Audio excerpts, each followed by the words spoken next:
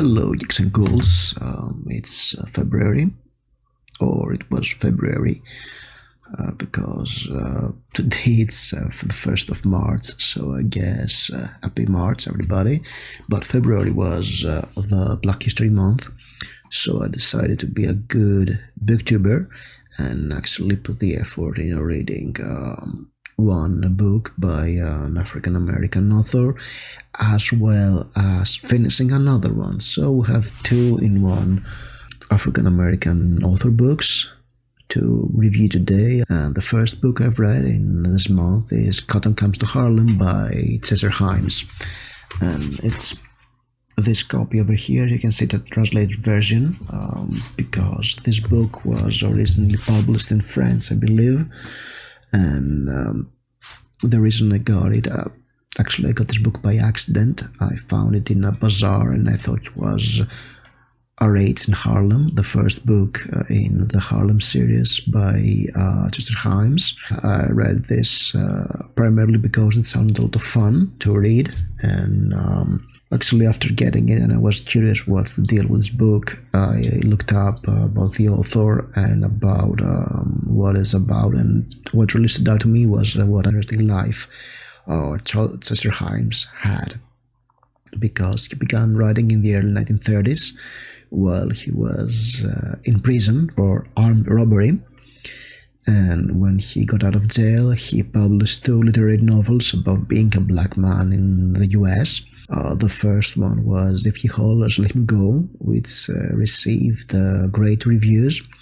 But his second book, Lonely Crusade, was, I believe, from what I've read, it was kind of controversial. And I believe it got him into problems with white leftists because it was critical of them, as well as was critical of other races in the US. So in 1953 he was very disappointed by the US, so he moved to France, and there an editor told him, why don't you write some crime fiction like Dashiell Hammett? And he did. So he writes A Raid in Harlem, which is very successful, and it spawned 8 more novels in the Harlem Cycle, and Cotton Comes to Harlem is book number 7 in this series, and was published in 1964. And as far as I know, you don't care about this, but the old Greek translations is for Raids in Harlem and Cotton Comes to Harlem. So yes, look out for Raids in Harlem when the bookstores open again, because I had a mixed feelings about this book, and I'll tell you why. What's the story in Cotton Comes to Harlem? We have an ex-con who has turned preacher and is collecting money for a fraudulent return to Africa movement, where he is planning to take big ships and have families move back to Africa, to the land of Goshen there. But in fact, he's out to steal their money. But before he manages to steal the money, some white folks come in, they steal the money themselves, and so we have the two heroes of the story, if we can call them heroes, two black detectives that are the stars in the entire series, Gravedigger Jones and Coffin Ned Johnson, going out to get the money, simply because they want to return the money to the poor suckers who paid $1,000 each for a promised travel to Africa. And the book has this very simple yet very gritty writing style, and there's a sense of sardonic humor throughout it.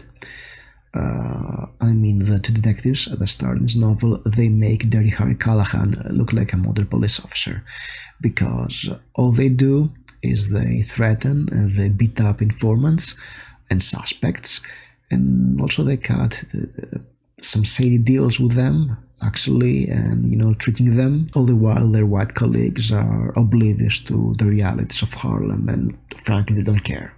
And also we have some fine southern gentleman who is coming in as a representative for the movement of Return to the South, that wants to get the poor African folks of New York, of Harlem, back into the South as farm workers, because yeah, it's this kind of a novel. And you know what, there are a lot of untrustworthy, let's say, a lot of stereotypical characters that try to run their own seams throughout the book, and there's a bedlam of stuff happening in this book, because what really stood out to me is how Harlem and its inhabitants, as depicted here, are closer to, Terry Pratchett's Ankh-Morpork than a real city in the 50s or 60s.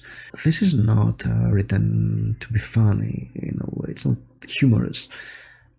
It feels more like this bedlam, this harebrained seams, and this human stupidity of sort, and all that is happening, how their plans fall apart. They're not here to be funny, they're here to be tragic, but the way it is presented, you would rather laugh than cry about them. And of course, there are some nice chases, some shootouts happening, and a lot of stuff, really. However, there was something that I really don't like about this book, and I think it has aged incredibly badly. And this was about the depiction of women in this book, because I thought that it was problematic. And this comes for a guy who is actually checking the trigger warnings of a book, and unless there are plenty of them, I won't bother with it. And I was disturbed by some of the things here, because, all right, the male characters in this book, they're not paragons of virtue. You really don't like them, and you really don't want to meet them. However, the author goes in great lengths in order to sexualize the women in this book, and it kind of rubbed me the wrong way. So yeah, that was a warning for me that if you're interested in looking up some of the African American authors of the past, Cesar Himes is definitely one you should check. And I think his books, with the exception of how he treats women, in at least in this one, are an interesting read of how life was back there. And yes, I'll definitely go out and seek R8s in Harlem, because I joined this one for some reason. I know that R8s in Harlem is even more shenanigans happening, and it looks kind of funnier. Maybe it is funnier. And going to the next book, the one I finished this month, but I have started it in 2020, it was How to Recognize a Demon Has Become Your Friend by Linda Addison. And this book has an amazing cover. I think that Linda Addison was the first African American author to get a Bram Stoker Award, and I think she got it in 2012 for Best Poetry.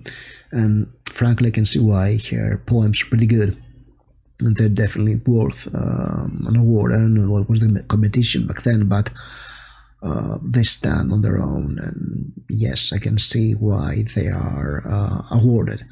As for the prose stories in this book, yeah, I didn't love them.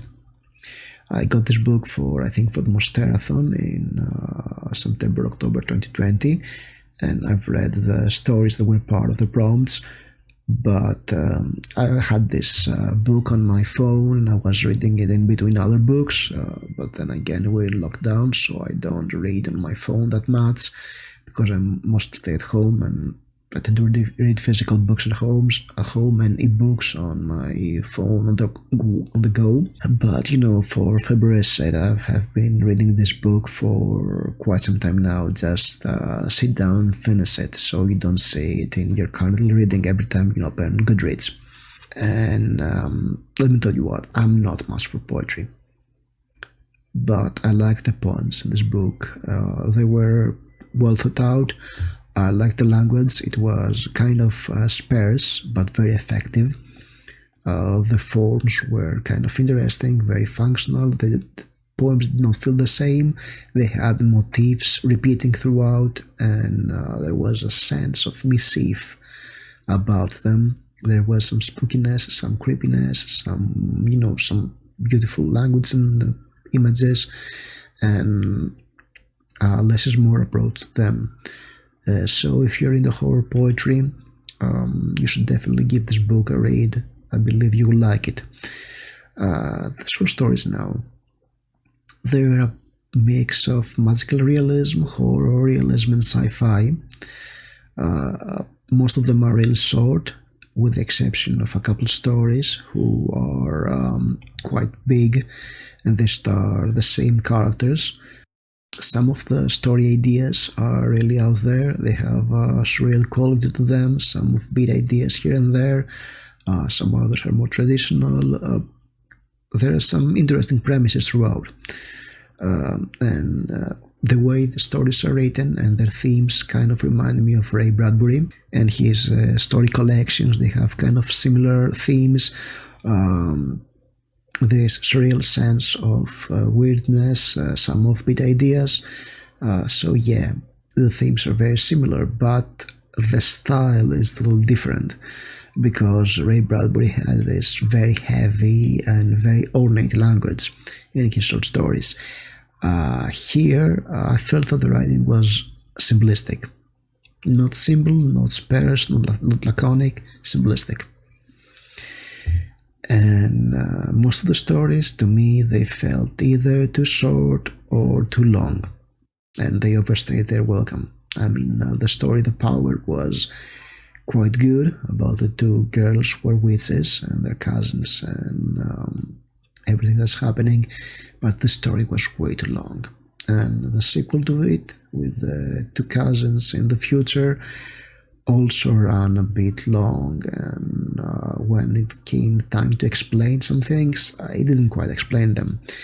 And I enjoyed some of the humorous sci-fi stories like Artificial Intelligence that runs the joke of machines being stupid quite well. I wanted to love Working Up the Corporate Ladder because the premise was way out there and I wanted to see more about it, but it was cut abruptly because any of the premise was explored at all. So it was definitely not my cup of tea. You may like it. I believe that part of it is that Lida Addison is a poet. And I'm not much for poetry, so I think that much of her poetic sensibility is passing into her short stories, and yeah, that didn't vibe with me. This happens, you know. Overall, yes, I think that both books were interesting. I had it as 3-star books in my Goodreads profile because they didn't resonate with me too much, but I can see their values and why some people may love it. So yes, give them, if you find something about this interesting for my reviews, if you read them, go for it. They are good books. So that was my 2-in-1 review, and tell me, do you like these reviews of books, or would you rather have wrap-ups at the end of every month with me talking about books for longer? Tell me about it. I have some other books I've read in January and February I still have to review, and I should probably do that because they're on my desk all the time and I have to move them around and this kind of stuff, so I should probably get down to do a bunch of reviews. And as always, like, subscribe, and I'll see you soon. Thank you for watching.